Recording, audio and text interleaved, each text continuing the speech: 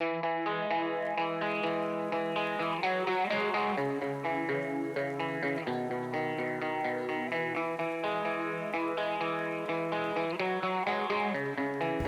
its massive factory in Slovenia, Adria produces a quite bewildering variety of caravan layouts. But they also have the capacity to produce a range of tours specifically for the UK market. And this is one of them. It's the Altea 552 UP Trent, which, as well as having one of the most handsome body shells in all of caravanning, features the very much in demand island bed layout. That's an awful lot of promise. Does it live up to it? There's only one way to find out.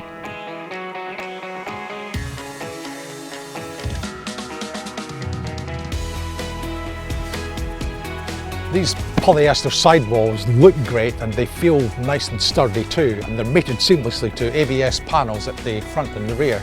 It's also good to see heavy duty corner steadies being employed on a single axle tourer. And you'll notice that massive panoramic sunroof, which has a great visual impact inside and out, as we'll see. It's a really nicely turned out, well finished caravan.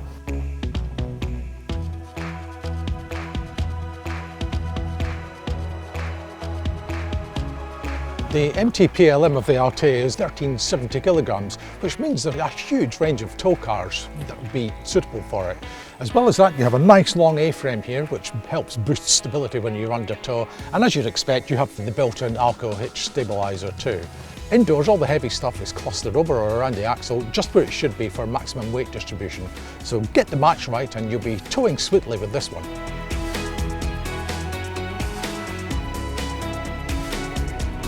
As you can see, it's not exactly the biggest lounge in the world. Perfectly okay for two, but I think it would feel a little bit pinched if there were any more than that. On the upside, the upholstery is very good quality. It feels nice and comfortable to sit on. It's a light and airy place to be. I love the flush fitting furniture. There's only one handle in the furniture indoors, and that's on the washroom door. It really radiates a certain coolness that is most appealing.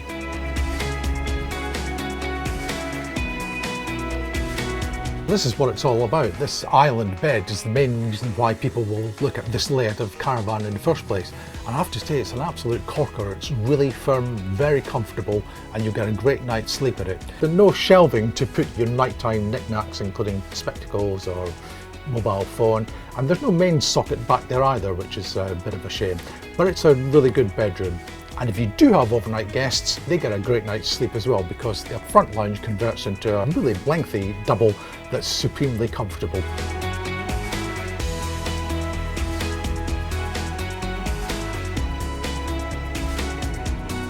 As with the lounge, first impressions are pretty much the same. There's not an awful lot of it, is there? Very glamorous looking with this glossy white work surface, but if you take the sink cover off, you're basically left with not much of it at all. Otherwise, it's fine. The star of the show has to be the stainless steel L-shaped integrated sink and hob, which consists of 3 gas burners. That'll take care of most eventualities. You do have to put up with a combined grill and oven underneath, but that's hardly the end of the world. There's no built-in microwave, although this massive overhead locker does include a mains socket. The fridge is perfectly good for two. It kind of sets the seal on a very handsome, if rather compact facility.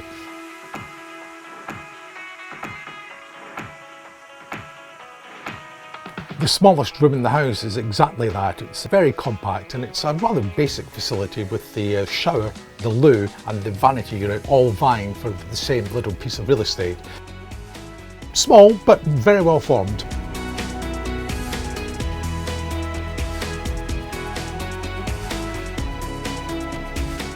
It's a shame there are only 2 reading lights in the lounge. But that's it as far as any criticism goes. In all other regards, the lighting is tremendous on board this thing. I'm particularly taken with the ambient lighting, which casts a nice glow down onto the white panels from underneath the overhead lockers in the bedroom, the kitchen and in the lounge. And the lounge too also benefits from this guy, which is a nice little party piece. It's full on at the moment, which gives you a tremendous amount of light. But you just nudge the button once, it takes it down a level, again, gives you a night light, and then off it goes. Really well done. If you include the ambient lighting, you have 9 lamps in the bedroom. The kitchen, as you can see, is bathed in light from a bank of LEDs that run on the underside of the lockers, and the single lamp in the bathroom does the job really well. So really a very well lit caravan. At just under £16,700 on the road, this looks like really good value. It's a terrific looking caravan, both inside and out, and if you can overcome the compromises involved in the rather pinched lounge and a very small kitchen, then there's no reason to give this caravan anything other than a great big thumbs up.